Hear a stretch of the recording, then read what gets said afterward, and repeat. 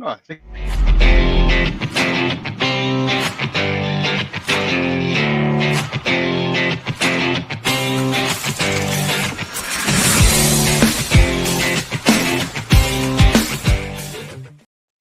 Well. Hi, everybody. Welcome to the program. I'm Candid, Frankie's Aaron William Freeland, and this is Leaf Talk.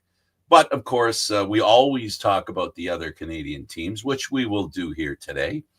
But the only team of relevance for this season is the Canadian team in Alberta, one of the Alberta teams, of course, Edmonton. We'll talk about them in a second, but let's start with Brad Treliving.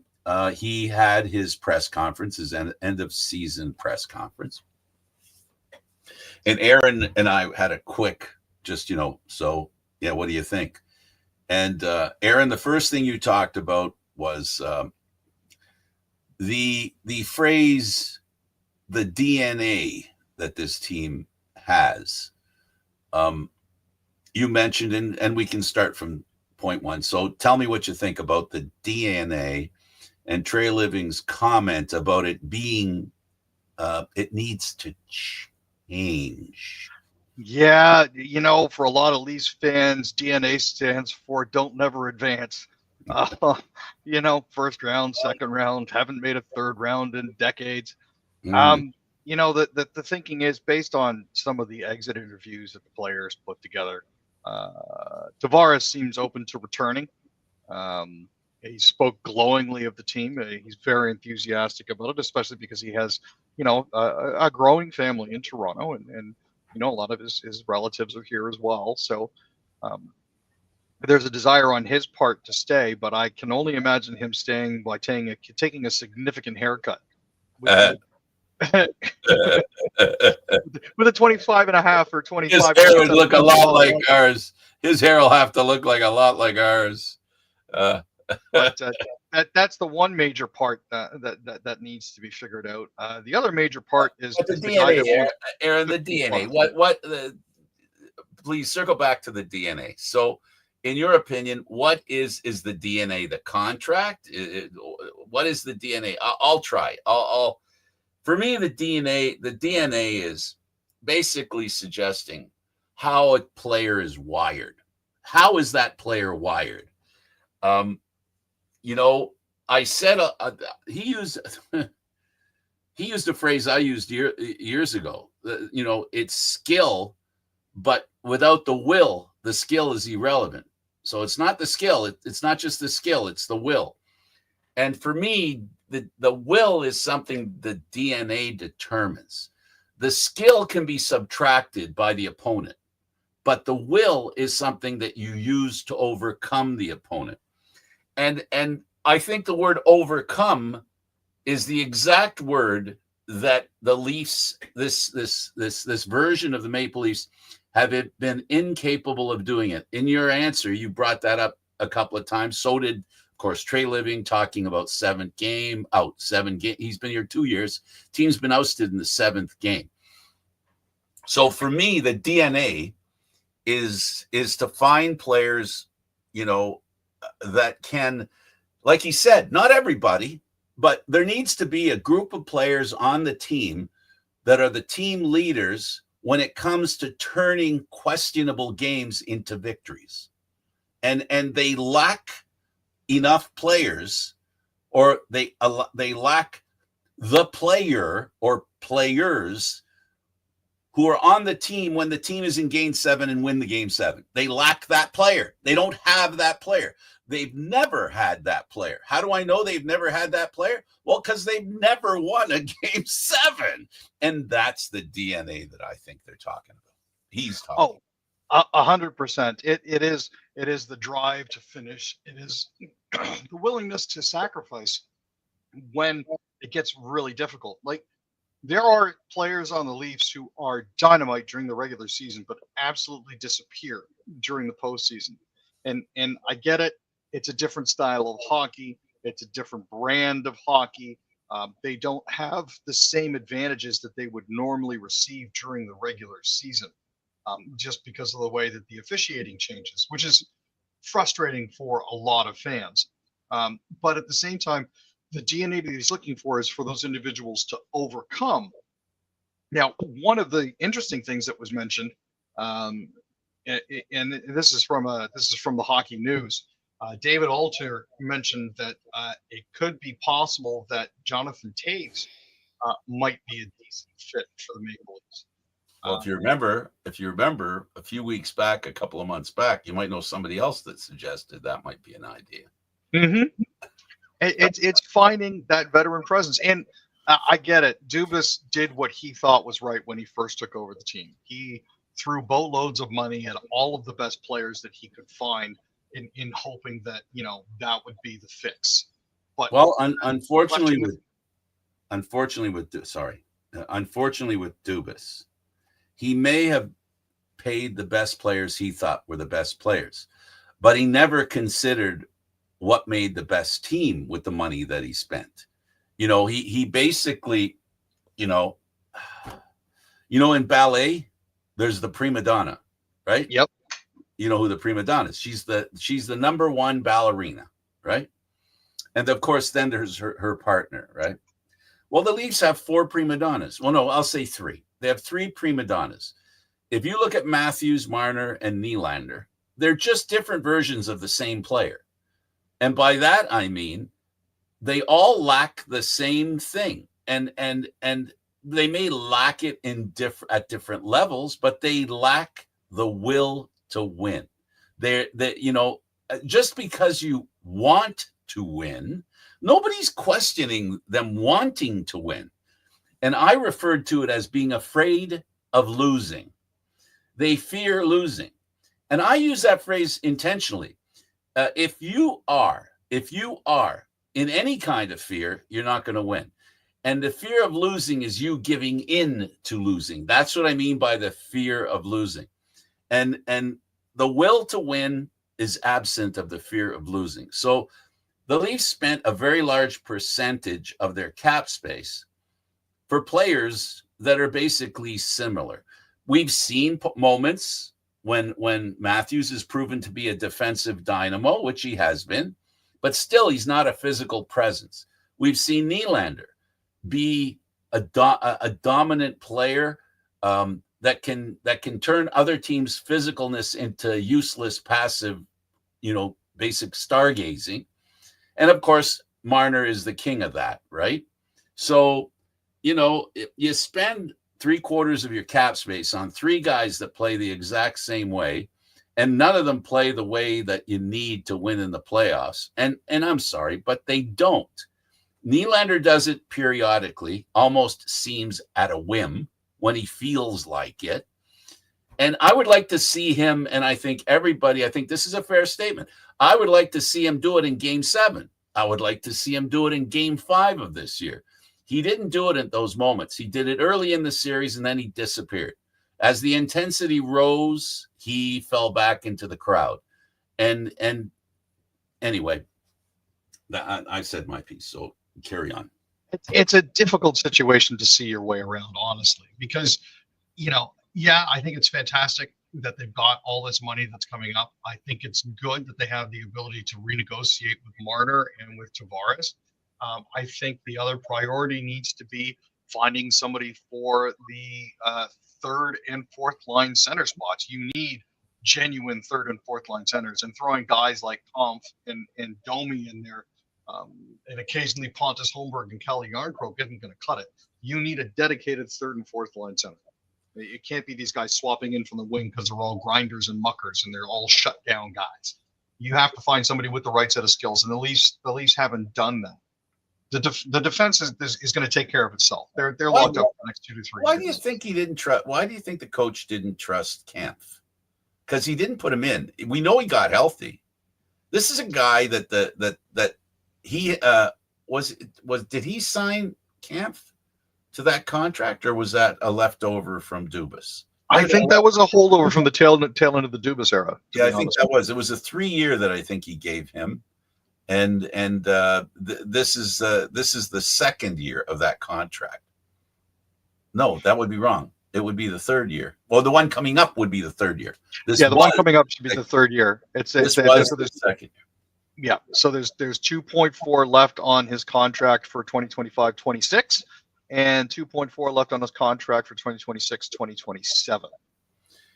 And Aaron, what did you think? What did you think of Treliving, and his way that he was not skirting, and not because he said, I'm not trying to avoid answering the question, I just can't answer it today because we're in the middle of making decisions. So do you think personally that there's any chance that Marner stays with the Leafs? You know, his contract officially is done. They're under no obligation to keep him on if they don't want to. And he doesn't have any obligation to be with this team. So now the next, when we look at the opportunity here for the Leafs to get something out of Marner, I just think Marner's a smart enough guy. Like, he is a very intelligent hockey player. I don't think he wants to go to a team if he doesn't have to. He'll want to not have the other team give up an asset. I don't think he's a smart guy. He doesn't want to go to a team and then that team has to pluck a guy off the lineup and then sign him. I don't think he wants to do that. But what he might be able to do, what's being talked about now, Aaron, is a team divesting themselves of salary so that they can get Marner and do a sign and trade, which means the Leafs get assets, which I don't think add up to the value of Marner, but it's not nothing. That's the only way the Leafs are gonna get anything. I don't think it's possible that 2 weeks before the contract goes bye-bye, the Leafs go to some organization who feels, if we get the rights to Marner and we get a chance to talk to him for 2 weeks or a week or whatever it is, we can bring him in. He'll come if we talk to him about what we're going to give him, what the plan is. So that's the other way the Leafs may get an asset. So sign and trade, or basically hope for the best, that a team will give them something for them, that team to have a right to talk to him. That's as far as I'm concerned, those are the two options. I don't think there's an option for Marner to come back to Toronto. I don't see him coming back to Toronto, because for him to come back to Toronto, Aaron, honestly, what I think is that he would have to make overtures to the fans to get him off his case. Why do the fans, generally speaking, not like him? I think it's because of what I said, that he knows who's most important. He is. So for him to do a haircut thing, that would go a long way to turning the fans around. Because I think, can you imagine most Leaf fans? And he goes, you know what? I only want to make what Matthews is making. That would go a long way to make Leaf fans at least say, well, maybe he does want to be a Leaf. Maybe he's sincere about it. He's actually matched his words with his actions, because that isn't what he's done till now. The unfortunate thing is his team hasn't exactly been helping him. It's as soon as he started to make some headway with the fans, his team has been kicking him in the shins, keeping him down. I don't think Darren Ferris is doing him any service as his agent, to be honest with you. Oh, absolutely not. Absolutely not. Because Darren Ferris is not exactly a guy who's working for the Maple Leafs. He's working for two people, Marner and by extension himself, because everything Marner makes raises what he makes. So, it's a business. It's a business. That's why I think Leaf fans don't like hearing about, I want to be a Maple Leaf, because we're not stupid. Hockey fans in Toronto are not stupid. I don't think they are anyway. They've been accused of it, but I don't think they're stupid. I just think they're in a position where they really have no control over anything. Really, what can fans control here? There's too many of them. The seats are always filled. There's no pressure to bring anybody in, fans in. They're banging on the windows and the door and the glass and the doors to get in. So the team does not have the do or die situation. They just strictly have, okay, we know what we're going to earn. Now let's see what we can do. And at the end of the day, he is a UFA. So he can take himself wherever he wants to. He can test the waters and see if he's going to get more. there are 8 teams right now that might be able to afford his services. They're saying 20 are going to be asking for him. Well, like the teams that are capable of fitting him under, if he wants that 14, are going to be Boston, Winnipeg, Calgary, Carolina, who they tried to trade him to, the Chicago Blackhawks, Anaheim Ducks, Columbus Blue Jackets, and San Jose Sharks. He's not going to Vegas. There was rumor of Vegas trying to land him earlier in the year, but you're still looking at $9.6 million of cap space is all that Vegas currently has, which is not going to work. And the experts are talking about them having to ship players back to subtract some of the salary. And from what I hear and from what people are saying, there's a good 6 to 8 million they need to knock off their cap space or add to their cap space by getting rid of contracts. He and his team have basically painted themselves into this corner that they're not going to be able to get themselves out of, and it's by insisting on being paid before doing the thing. There are a lot of Toronto fans that are saying, well, Mitch Marner has won everywhere else. Why shouldn't he get that? And my answer to them is he hasn't won here. He hasn't earned it. Absolutely. That's simple. Absolutely. I have felt from the very beginning that the Leafs succumbed to the demands of these young players who proved nothing, but said, this is what we're capable of. You can't deny it. Well, being capable of something is hard to deny unless you have a crystal ball that you can look into. But the fact is, it was a case of the players being the tail and the dog being the team and the tail wagging the dog. That's what this was all about. It was all about this from the very beginning. Under Dubas, he was learning to be a general manager, and anyone who disagrees with me, needs to really shake their head. He was never a general manager in the National Hockey League. And for anyone to suggest that being a general manager in the American Hockey League or in the CHL, means something, no, I don't think so. I don't think, no. There's, the funny thing is what makes me laugh, and it really does make me laugh. When Dubas said, I know we're trying to win a different way. That in itself, when he said that, I said, this guy doesn't get it. He doesn't get it. Every year we have the same situation. Montreal beat Toronto because they were more physical. Boston beat Toronto because they were more physical. Florida beat Toronto because they're more physical. I guess the only team, well, they were kind of more physical, and that's when, my goodness, the Blue Jackets beat Toronto. They succumb to the physicality the team isn't that physical with, right? Uh-huh. So, if you can't smell the coffee after 2-3 years, the whole thing here went wrong for Marner and the Leafs. It all went wrong because Shanahan lost faith in Dubas 1 year too late. And I say it for this reason. When he did lose his faith in Dubas, there was that summer they could have traded in that first year of Treliving. They could have traded Marner at that point and got something for him. He wouldn't have had no say in the matter. And Treliving said, and I don't blame him for saying it, but he wasn't having somebody say to him, this is our only chance to trade this guy and get an asset so that we end up, instead of having 3 guys that are the same, get rid of one and bring in somebody that's a little different, like Florida did when they made their trade for Tkachuk with Calgary. They got rid of a dancer and brought in a meanie. for lack of a better term, they got rid of a ballerina and brought in a wrecking ball. That's absolutely what it boils down to. So, and the Leafs missed their chance and that's why it's all on Shanahan, because Treliving had a good excuse. This is my first year. You want me to make a judgment call like that? A franchise-altering move? Because, at that point, trading Marner would have been a franchise-altering move.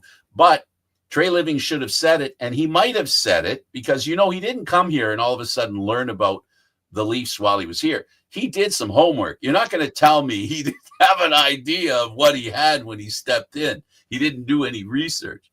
So yeah, that's where the Leafs, again, they were asleep at the switch. That was Shanahan, and Leaf fans are paying for it.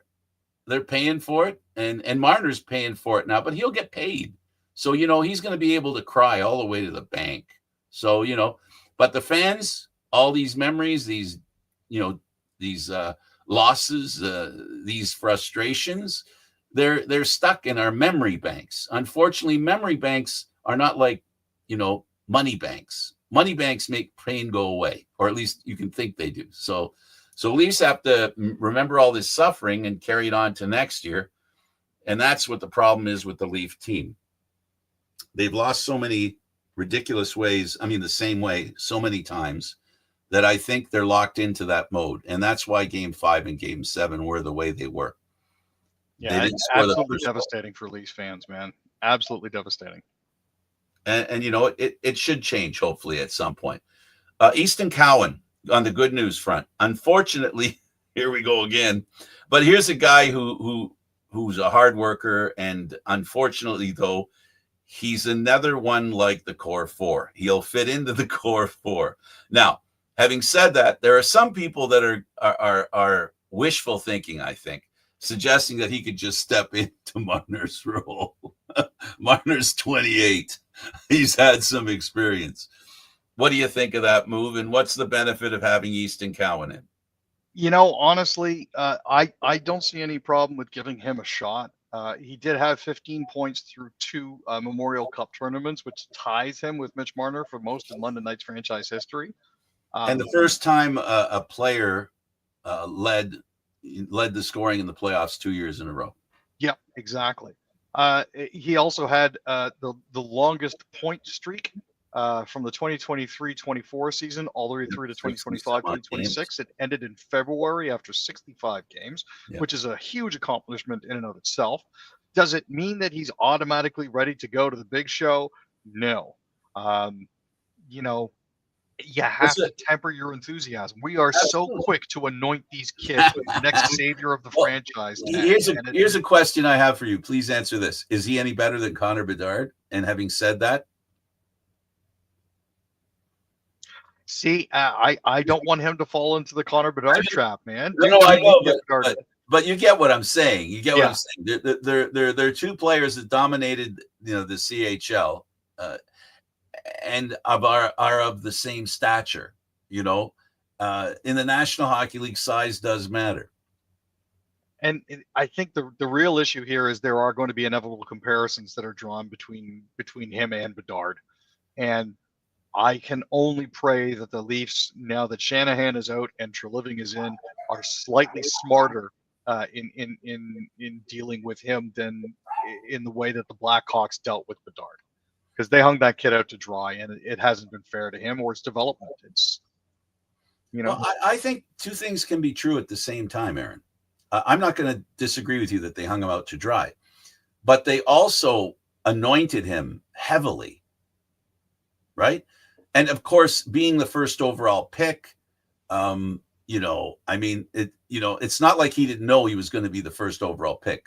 Nudge, nudge, wink, wink. Know what I mean, right? So he had a trap set up for him to be on a terrible team and to be the best player drafted that year, and then come in and people again. I'm not saying it's because of his size that he got the injury that first year. There was that he had to deal with, right? But as a young, small player, he has to be insulated, to your point. You're not saying it for the same reason I am, but I think we're saying the same thing. They didn't insulate him. So now what we're talking about, the good news is, Aaron, I got to tell you, is the Leafs will insulate Easton Cowan. I think they will send him for, I'm going to say, half a season to the American Hockey League, because he's going to have to play with bigger players than he's ever played against. And his size is going to become more of a factor in pro hockey than it was in junior.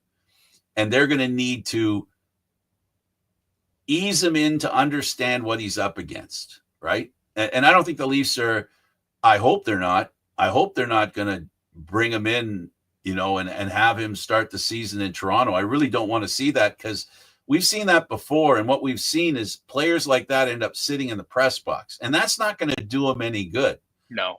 And that's what concerns me. It's not so much that he comes up and plays in the National Hockey League and isn't ready.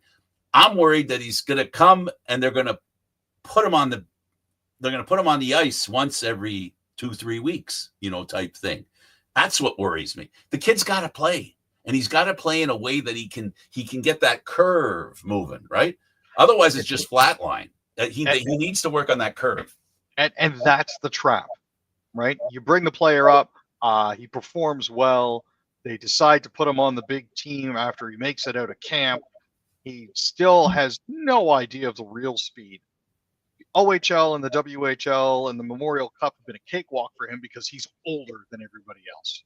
Now, all of a sudden, you're taking this kid and you're throwing him into the NHL against guys that have been there for a while, and all of a sudden, it's a completely different game. And it's the same thing. Yes, exactly. And it's the same thing with the AHL. Those guys are all still fighting for NHL jobs. There's a lot of bite down there, and they have to be very careful. Yeah, because I'm going to pick up what you said, because the same thought went through my head while you're talking. There's also the danger that you got a lot of guys that are trying to create a reputation, because, hitting a star player like that, for a guy who's saying I'm physical and having that that notch on a belt, which is why he should go to the AHL, and the team should say, I need you to be careful. And that's why he should be running with security force. Like, there's no way he should be on the ice without somebody that says, okay, the kid's just learning. You want me to pound the crap out of you? I will. I don't have a problem with it. Do you want me to get suspended while I'm doing it? I'll do that too. Because essentially the Leafs are going to have to protect him in the AHL just so he gets an idea. Gets an idea of how physical it is, because does he really know, Aaron? And is that an important lesson? I don't know. I think it is, but I'm not sure. And that's the thing that you need to be really careful of, because your enforcers only get 10 free fights. So they better drive the message home soon that kid is untouchable. Otherwise, you're going to have a lot of players riding the pine or in the press box. So your next question for another youngster who's basically, again, we're talking again about that core 3 type of player, Nicholas Robertson. He's an RFA. Aaron, I see you have word that the Sharks would be a good fit for him, and how would that help the Leafs? Well, there is the possibility that the Sharks could potentially be interested in him. They've got $41.76 million worth of cap space. So one forward that they could potentially be interested in bringing in is Nicky Bobby, who's a pending RFA. If he wants more playing time and an increased role, the Sharks could potentially be the very best fit for him. The Sharks have already released Andrew Podorowski. The San Jose Barracuda have more spots that are open there as well. This is a very realistic opportunity for Nicky Bobby to take on a bigger role and get the ice time. Now, realistically speaking, if he were to go from the Leafs to the Sharks as an RFA, he would probably sign a very short-term or term-limited deal that would carry him through to the first little bit of his UFA status. So probably a 3-year bridge deal. But he could get all the playing time he could potentially want there and more. What would be in it for the Leafs? Well, that's the thing. He's an RFA. His contract is already up, so they don't have to worry about re-signing him. He's a restricted free agent. Yeah. Which means if the Leafs don't want him to go, they can stop it. There is that possibility. Right? And I don't know if they want to keep him around and keep hindering his development. What can the Leafs get out of it? They have to get an asset, because they do need assets, because they don't have a first round pick for 3 years. They need assets. They need even a young blue liner that's not a can't miss blue liner, but a blue liner that maybe we think we could mold that guy into a serviceable number 4 defenseman, let's say. that we can, and we know that Treliving likes the longer defenseman. Yes. And so they'll be looking for, he's very happy with the guys that he brought in this year. I mean, Treliving. And I'm sure that a younger guy that the San Jose goes, okay, we know that Robertson can score in the NHL. Do we want him? And what do we give up for him? A guy that might be a defenseman? Leafs could do that. They got to get an asset. They got to get something that may turn into something. It's something. I don't know what kind of draft pick you're going to get from Robertson, but if you got a second or a third rounder for Robertson, I'd bite on that one if I were the Leafs. Oh, most definitely. Right? It's something for sure, and they need to get some sort of return on their investment. They've put a lot of time into this kid. He hasn't had the easiest go of it. Don't get me wrong. Broke his leg 2 games into a Marley season a couple years back. It hasn't been easy for him.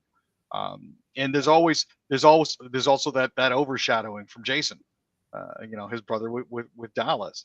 It's one of those situations where could they potentially be interested in reuniting the brothers? I don't know.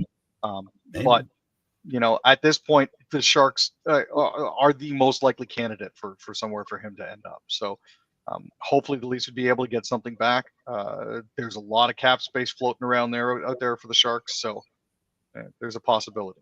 And it's not necessarily a major asset, but I think he'd be worth it because he's shown on ice time that he scores goals in a very short amount of time on the ice.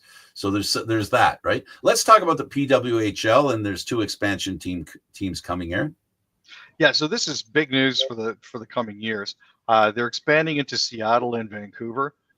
Each existing team is going to lose 4 players between the incoming clubs' exclusive free agent signing window, and the expansion draft that's following is going to give each of the 2 new clubs a 12-player roster ahead of the annual college and international draft.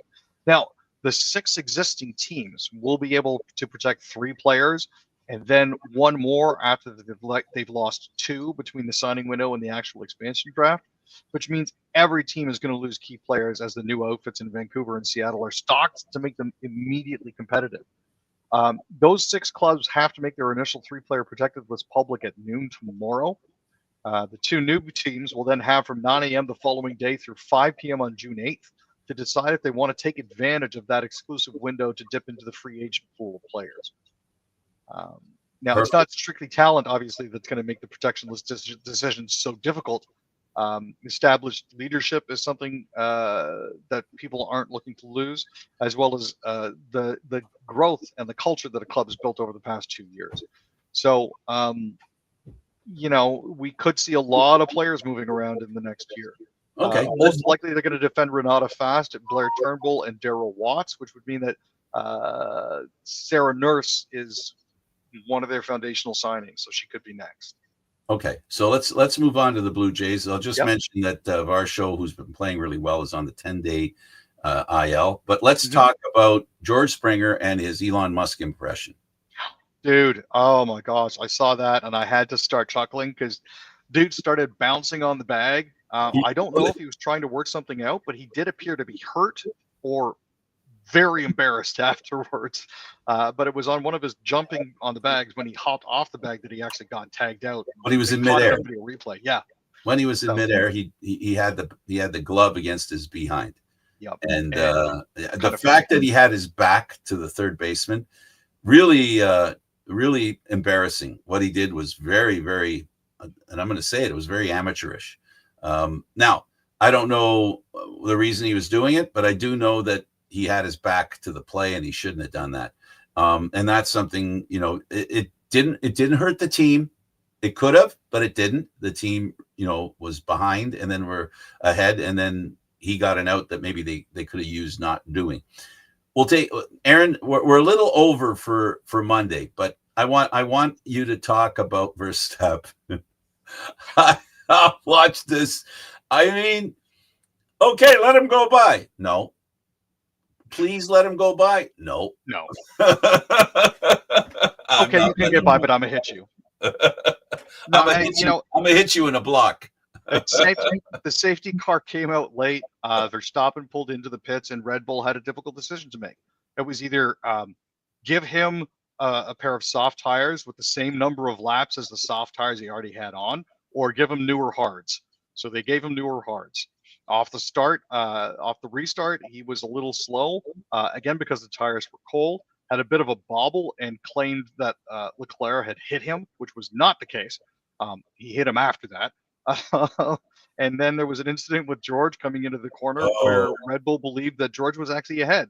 They thought that his front axle was ahead of Max's mirror. So they were like, you know what? Give him the spot. Max said, no, I'm not going to. Give him the spot so you don't get a 10-second penalty. Fine. Then Max hit George and got a 10-second penalty anyways. It's dropped him all the way down to 10th. Let's conclude this conversation about the fact that he's had other problems like this with the team. You know, it doesn't look like he's going to be with this team. I mean, I don't know what a team has to do in a situation like this other than say, you know what, buddy, you don't want to be part of the team. You don't listen to us. It's time for us to go our separate ways. Verstappen isn't the same guy that he was 5-6 years ago. So, and I think his confidence is a little rattled, and this is a terrible thing to say, but he wants to be the number one guy on the team, but he isn't. You know, he has an equal partner in his partner on the team, and whatever one's doing better, he's supposed to, the second guy's supposed to insulate the first guy because the team comes first. And his lack of willingness to do that, Aaron, tells me that he won't be with this team. And you know what? Him doing it says he doesn't want to be in the team because, Aaron, he knows better. Like, it's not like he's, you know, it wasn't like, maybe it is a hot-headed thing. You saw the interview with the interviewer that was asking him about it. And he says, well, I don't agree with you. Right. And he ended the interview. Right. So, yeah. So, you know, he knows what's going on. So Verstappen, great racer, needs a reset. Aaron, we talk about it in sports all the time, and it appears that he needs a reset. I was at the Jays game, and you were on the Jays game the next game. Yep. We saw two of the victories the Jays had in their 4-game sweep. They looked really good against the Athletics, but keep in mind, worst pitching staff in the majors. The A's or the Blue Jays? No, the A's. The A's. I know, don't confuse the alphabet, right? But yeah, they were terrible. So the Canadians have their minor league hockey team still in the playoff, but they're on the verge of being eliminated. Aaron, what's up there? So Laval did start off the playoffs really, really well, but unfortunately they've run up against the Charlotte Checkers, who are the Florida Panthers farm team. And they're currently down 5. They lost the first 2 games 5-1 and 5-2 at home. Now they're going on the road. Caden Primo has been having some issues in net for the Laval Rocket. He's surrendered 8 goals and 49 shots for an .837 save percentage. Even in the AHL, that's not going to help you. And he's had NHL experience, so it's one of the issues that they're concerned about here. They're hoping to be able to turn it around, but they've been outscored 15-4 in 3 games so far. So South Florida Reporter is giving Connor McDavid a hard time again. You know, Connor McDavid is the best player in the National Hockey League. Not in the regular season or the playoffs. He is the best player whenever. He does enough. You know, we talked about DNA. I think that goal to eliminate Dallas is the DNA being referred to by Treliving. Fair? Oh, 100%. That is one of those goals that you just can't help but sit back and go, wow. It was awesome to see. And, you know, here's the thing. Greg Coate it's a bit of a shtick. It's say something controversial and watch your Twitter feed burn because it gets clicks. You know, so he called Connor McDavid overrated. He puts up big, impressive stats, but can he really be called generational if he hasn't won the cup yet? And it's like, well, you know what? Yeah, I see a bird coming his way. I see a few birds coming his way. I see a flock of birds going his direction. I'm just hoping that's BS. That's total BS. Connor McDavid is a great player. We know great players aren't guaranteed a Stanley Cup. I think let's be clear. I'm pulling for Edmonton for selfish Canadian red-white reasons. And he's a Toronto kid. So there may not be the Leafs winning, a local team winning. But we've got a couple of Toronto players. And Connor Brown's coming back. God, we talked about the will to win. Connor Brown, Hyman. And now look at Kapanen. Kapanen looks like he has the will to win. Dude, Kapanen's come out of nowhere for the Oilers, and it's been a delight to see his celebrations and whatnot. I didn't think he would still be in the NHL at this point. I'll be honest with you, because he's been bouncing around to a lot of teams. Well, his problem was that he wasn't a serious hockey player. He had problems. He had problems that he needed to control and to take care of. And I admire the fact that his game, I don't know if the issues that he was challenged by as a Maple Leaf that caused them to trade him, whether he's still suffering. I don't want to get into personal stuff, but my point. My point is He's playing really good hockey now. Good for him. Good for him, and again, it's about the DNA. Can you do something when it makes a difference? That's the DNA the Leafs are looking for right now. They're looking very hard for that. Last thing we'll talk about is the Oilers and Panthers. So favorite Panthers, defending champs. If you look at the odds, it's like the Oilers seem to be the favorites at this point. But Vegas odds makers are looking forward to 2026 at this point. At the top of the board are the Carolina Hurricanes. Close behind are obviously Florida and Edmonton. Colorado and Dallas are close. Those are the top five. Following in no particular order is then Vegas, Tampa, LA, New Jersey, Winnipeg, and then Toronto all the way down in the 11th at a plus 2,400 to win. I guess odds makers are taking a look at the changes that Toronto needs to make in order to be successful, and they're kind of hedging their bets a little bit. Absolutely. And I got to say, if you're Edmonton, no, Florida, you're the favorite. We haven't earned that respect yet. We're planning on doing it this time. And what did you think of the Campbell Trophy is the one that they get for winning the West? The touching of the Campbell Trophy. He didn't do it last year, and they didn't win. So he's saying, time to change it up. I'm going to touch it. So you can't say you can't say touching it is bad luck, because they already had bad luck. They didn't win last year when they didn't touch it. So he touched it. Aaron, where do you sit in that fear of affecting your fate? Very often there are baseless superstitions that get started. That was obviously one of them. So I noticed something interesting. All of the players lined up to touch it. It wasn't just Connor. Everybody on the ice lined up to touch that trophy on the way by. So, good for them. Hopefully it changes their stars, and we'll see what happens. Well, there is an analogy there that can be made. They're basically touching that trophy to say they support the idea that change is what they're in for, right? So why not change, what people think and what they fear, and basically it's going to be great. I got to say, it's funny, isn't it, Aaron? That this is the fourth series that the Oilers are playing. It's the first one to the home team. It's interesting that. How things work, huh? Definitely. Yeah. Well, listen, Aaron, this was fun. I hope you enjoyed the Blue Jay game. Did you get the golf head cover?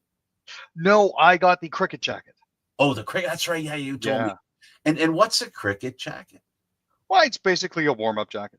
Oh, okay. Yeah. And I got the junior hockey jersey. The Toronto Connect jersey. That is pretty good. And it looked like they had enough for everybody that was there. There must have been 30,000 there. And it looked like everybody had one. So they're real good about that. Usually they say 10 or 15,000. And if you're after that, too bad for you. Too bad, so sad. But yeah, it was a lot of fun. Great game to watch. The A's weren't much of a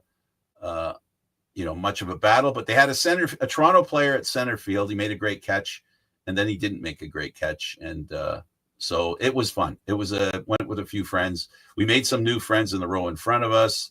We actually saw a young lady who screams irritated people 2 or 3 rows down below her, and they complained because she was screaming, cheering. Oh, goodness. And I look up at the scoreboard and it says make noise. She was making noise, but apparently you got to make X amount of noise if you. But you got to make the right kind of noise. Well, I did say to my friend beside me, I'm glad I'm not sitting beside her, because it was a shrill voice. But you know what? I wouldn't have said anything to anybody about it. Anyway, good seeing you again. We'll see you again on Wednesday. Wednesday, it'll be a pregame show. We'll be able to talk about the last minute news before the game between the Stanley Cup champion Florida Panthers and the future Stanley Cup champions, the Edmonton Oilers. And I'm looking for a tiny little parade in Toronto somewhere where McDavid and the Toronto boys can come here and show us what a Stanley Cup looks like since '67 here in Toronto. All of us grumpy Toronto fans can wait to find them. Who's going to be grumpy? I'm going to be happy if they win the cup and they bring it here. A Canadian kid, a Toronto kid, bringing the trophy to Toronto. If the team can't do it, I'll be glad if a native can bring it here. So that'll be awesome.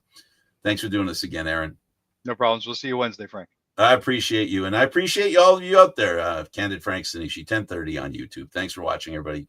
Check us out, and we'll talk to you soon.